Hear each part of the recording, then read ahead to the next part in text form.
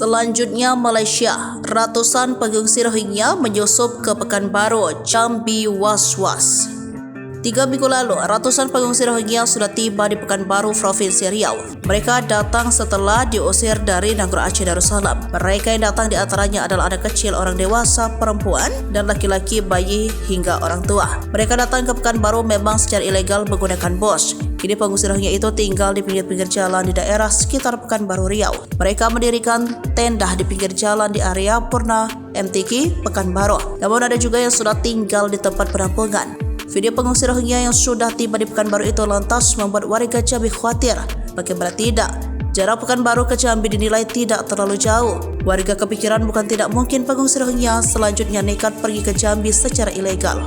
Hal ini diutarakan warga Jambi melalui postingan di akun Instagram tentang pengungsi Rohingya yang sudah tiba di Jambi. Banyak masyarakat yang khawatir jika pengungsi Rohingya itu benar-benar datang ke Jambi. Dilansir dari salah satu sumber, 119 pengungsi Rohingya datang ke Pekanbaru secara ilegal.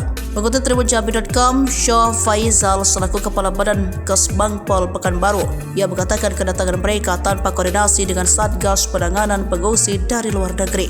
Terpantau sudah ada 119 orang yang tiba di Pekanbaru. Pengungsi Rohingya dari jalur resmi ini dikawal dari Provinsi Negara Aceh Darussalam hingga ke Pekanbaru. Pemerintah Kota Pekanbaru dan ia menyediakan tempat tinggal bagi pengungsi Rohingya ini, yakni community house. Namun sudah penuh karena community house hanya ada 7 kamar untuk lajang atau belum memiliki istri atau suami.